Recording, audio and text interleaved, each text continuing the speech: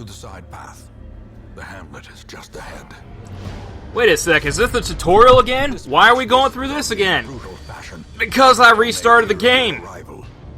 I was in the middle of my third recording session last night when I went through the dungeon and a whole bunch of achievements popped for me.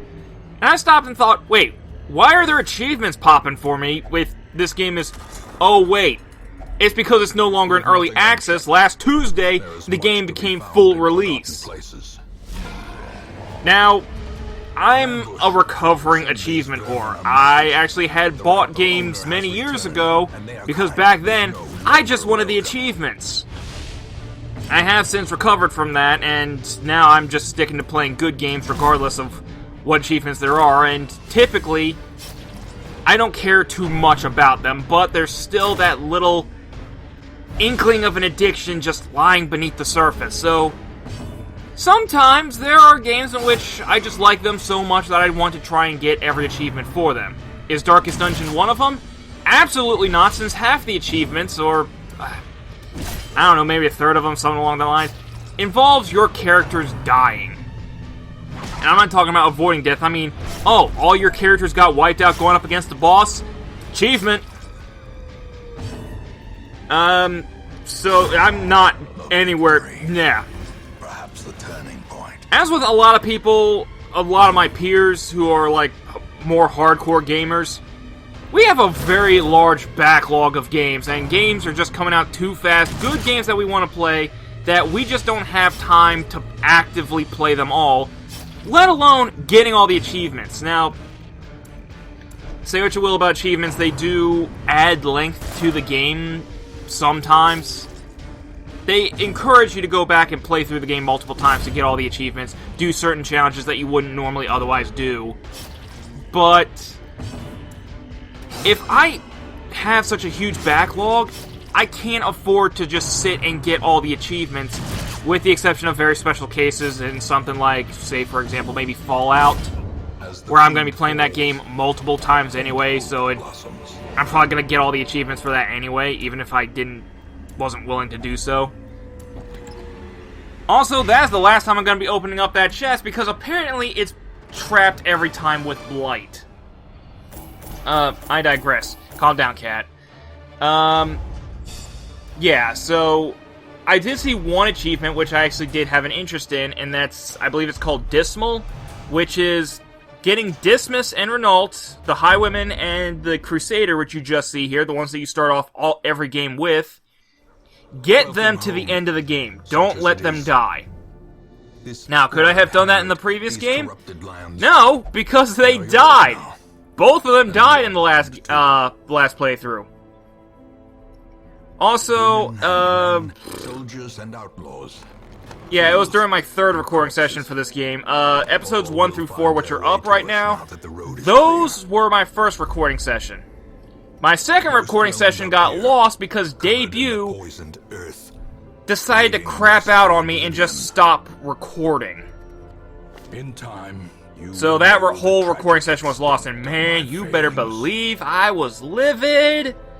Oh, I was so upset because something good happened, and I'll get to that in a minute. I just want to say, that was a Sunday. I played for about an hour and a half. Something good happened. Lost the recording. I got upset, went to hop onto Fallout 4 to calm down, maybe do a little recording session on that, or at the very least just screw around with settlements. And Fallout's now at a point where I can only play for about 20 seconds before the game crashes. Now, I'll have probably figured out some way to fix that by the time this video goes up, but yeah, considering I could neither play Darkest Dungeon nor Fallout. There's a couple other things I could have done, but at that point I was too upset to do anything else. So, what happens when I'm just too dang pissed to do anything else? I lie down and take a nap and hope I feel in a better mood when I wake up. Obviously, that threw off my sleep schedule, and I was tired when I went to work the following day, but anyway. The thing that happened when I went to... The thing that happened in my second recording session was... I went in with an Arbalist, a Bounty Hunter, and 2 Houndmasters. That's not a good party, Because Houndmasters are not really designed to be frontline fighters, let alone they're not exactly good enough to be your two frontline fighters, but the circumstances I was under, those two guys were pretty much my only option. Everyone else was either insane or something along the lines. They just couldn't cut it. I'm pretty sure it's like, I think all my Crusaders at that point were dead, and the one leper I had was like going through treatment at the time. So anyway, I run through, I'm almost towards the end of it, and then who pops up but the Collector? Now, for those of you who don't know, the Collector is actually a rather powerful enemy, especially for the point in the game where I'm at right now. Because, like, Reynault has 33, and Dismas has, like, I think that's 22? I think he has 22 health? Yeah. The Collector has 77 health. That's rough. Not to mention what the Collector does is he collects souls. So what he likes to do is he likes to summon up, in one turn, 3 party members, like 3 of the classes. I think what he summoned up was 2 Man-at-Arms, and can't remember who the third one was, but each one of them have like 16 health or so, I think. And he can summon up a whole nother batch, like, instantly. As soon as you, like, kill one of them, he can just use one of his turns to summon up another one to replace it, and it's going to be at full health. And what he does is he summons up an army of 3 right in front of him. He retreats all the way to the back. And my controller disconnected. That's embarrassing. But anyway, that's one of the reasons why he's, like, so rough, is because he retreats all the way to the back. So your frontline fighter can't hit him with a really powerful attack. So, that's why it was a good thing that I had my bounty hunter with me, Pico. P-I-C-O-T. I think it's not called Pico. I don't know. I was going to rename him when I got back, like, Crown, however the heck her name was pronounced, my Vestal from the last game. I had respelled her name to be Crayon, simply so it would be easier to pronounce. So yeah, Pico or Picot, I was going to call him Pico. If it wasn't for him, I would have lost that match, because the thing about the bounty hunters is that their main thing is shuffling up enemy ranks. He was able to pull the Collector up into the second rank, so that way the 2 Man-at-Arms were in the back row. They can't do anything from back there. So I was able to just wail on the Collector, but the Collector's still a huge monster, and most of my guys were either... well, they were pretty much all low on health when the Collector showed up, and my Bounty Hunter had gone completely insane, but he rose to the occasion and became virtuous. I think he got the Vigorous perk, which I think heals him for like 3 points of health every turn or every other turn. If he didn't do that as well, I would have lost. So, Pico, right off the... man, throughout that entire thing, he was a champion. That guy was amazing. Oh, it was, no, it wasn't an Arbalest that I went in with. It was Mevral, my Plague Doctor. I went in with my Plague Doctor, Mevral, Pico, the Bounty Hunter, and the 2 Houndmasters. The 2 Houndmasters wound up dying. But I wouldn't have won that battle if it wasn't for their help. But most importantly, my Bounty Hunter, who was a total champion throughout that entire match, and my Plague Doctor, who managed to keep both herself and Pico alive long enough for him to do his thing. It was a tough battle. I almost lost my entire party, but I managed to beat him. I got a rare item, a trinket of some sort. It was a very rare item. It was one of those items where it had like abilities which I don't think I was ever going to use, but because it was very rare, it's probably going to sell for a lot of money. And then immediately after I beat him, I went into the next room. There was nobody there. Success. No, there was somebody there. Excuse me. It was like 3 or 4 skeletons. Trick of the light. Again, Pico and Mevral being the champions that they are, managed to beat them. I completed 100% of the dungeon's room battles, and I was able to leave, and bam. And I was so dizzy from that whole little excursion of fighting the Collector. I was dizzy, my chest was tight, I was out of breath, because that whole fight was super intense. It was such a close call. I immediately turned the game, I saved the game, turned it off, went to go just export the video. Oh, turns out Debut stopped recording after a couple seconds, and I didn't have that recorded. Because even then, I still would have at least put up that fight just to show it. I would have cut everything else out except for that fight, put that up as episode 5, and then this right here would be episode 6. But no, Debut crapped out on me. Debut offers much better video quality than OBS, but it's a lot less reliable. So, games like Darkest, where the graphics... Fallout 4 has decent graphics, and the video quality takes like a sharp downturn if I use OBS as opposed to Debut, so with Fallout 4, I typically try and record with Debut. Something like Darkest, where the graphics aren't like the clearest, the game looks beautiful, by the way. It looks dark and beautiful, I love it, but it's not graphically demanding.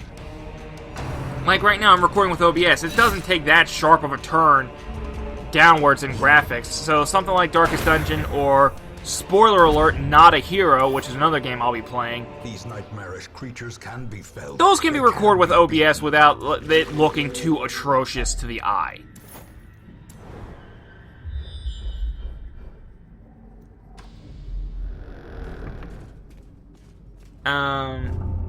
And here my Crusader winds up becoming a kleptomaniac again. He doesn't take too much. So, previously I was going to play until I got bored or until I rage quit, which is still the plan for Darkest Dungeon. But now I have the added goal of trying to get Dismas and Renault to the end of the game. They are top priority. They are the ones who I'm going to be going out of my way to try and keep alive simply for that one achievement. I don't care about any other achievement for this game. Just get them to the end. I will be upgrading their abilities, their weapons, and their armor. I will be trying to keep them from being going completely insane. Hopefully, whenever they do go insane, they rise to the occasion and become the heroes that I expect them to be.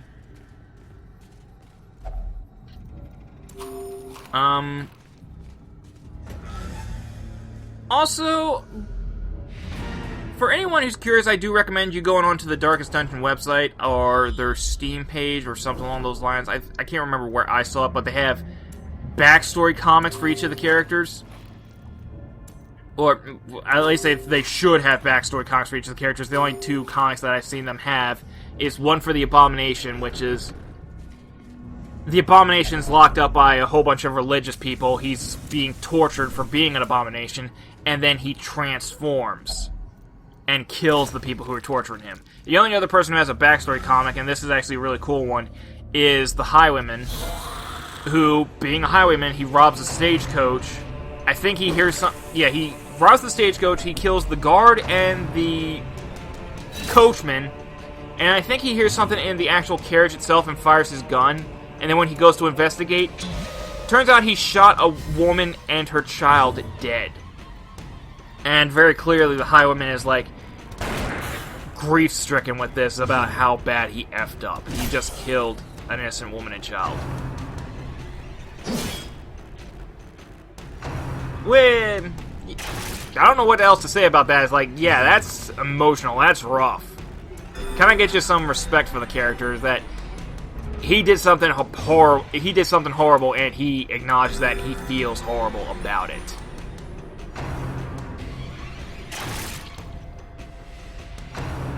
I kind of like to get more backstory on a lot of the other characters, because apparently all of them have something to feel guilty about. Or at least most of them do. I don't think that Grave Robber actually ever feels guilty about anything. I think she's pretty comfortable with her lot in life. Precision and power. I also did read a couple other comics about, like, the Abomination. Now, I found this out later. One of the Abomination's skills is that he's able to, like, spit up bile on the enemies and cause them to blight. Well, the one comic is that he's coughing up stuff, and then the Grave Robber, like, very kindly wipes the bile from his mouth, and then he, like, goes off and thinking, oh, have I finally found friends? Is this what friendship is truly like? And then you see the Grave Robber behind him, like, just, like, laughing, just, like, snickering to herself as she wrings out the bile she wiped from his mouth into, like, darts, because one of her techniques is that she throws darts of bile at her opponent. So it's like, so that's how, jokingly, how she gets the bile from.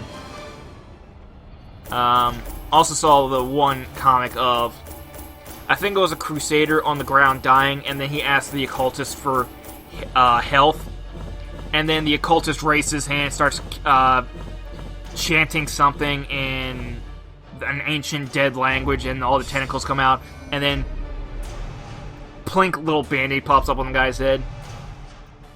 Because unlike the Vestal, who prays to her gods for healing, when the Vestal prays to her gods, she gets a very powerful healing spell, or at least like one of the more powerful healing spells.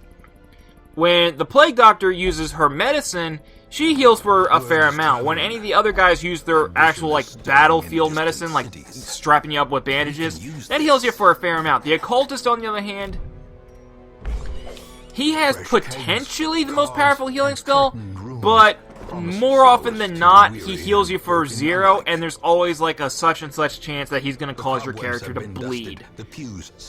So the Occultist's healing spell is high risk, high reward, except you usually end up with the risk instead of the reward. At least that's just been my experience.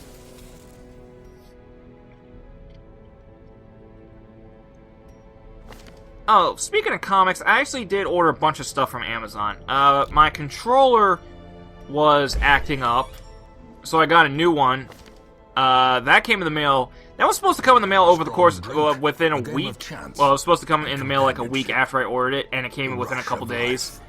I got myself a couple more earbuds for my MP3 player, which I listen to work, because my one set of earbuds lasted me for about 2 years, I think, maybe longer, before they went up.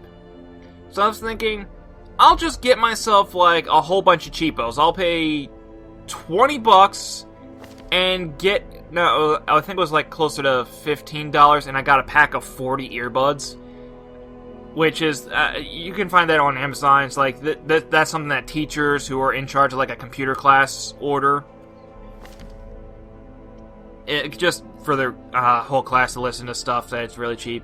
I was thinking, okay, yeah, they're cheap, but so they won't last like 2 years like the good pair I previously owned was, but maybe they'll last between 2 weeks to a month, maybe a month or so, like 3 weeks on average, and they will last long enough to get me through roughly the same amount of time that, say, a $12 pair of headphones will get. Like, $15 for, as opposed to a single pair for $12. They'll probably last me as long collectively as a good pair, while in the meantime, if I happen to, like, if something damaging happens to them, I have multiple replacements just ready for them. Well, some of them do last 2 weeks. I think one pair did last 3 weeks. Another pair was pretty much busted as soon as I opened the little packet. Another pair only lasted like maybe 3 days, and as what always happens, one of the earbuds died. One of the earphones crapped out on me, so I was only getting sound out of the one. And I ordered the first 3 volumes of Harley Quinn I have to get around to reading that. I got that because apparently it's really, it's very well written, and I got it most importantly because Volume 3 of the Harley Quinn comics, one of the issues is the Valentine's Day special, which Bruce Wayne goes up for one of those bachelor auctions, and then Harley Quinn bids on him and wins him. And what better place to begin? I'm looking forward to reading that. Our noble line.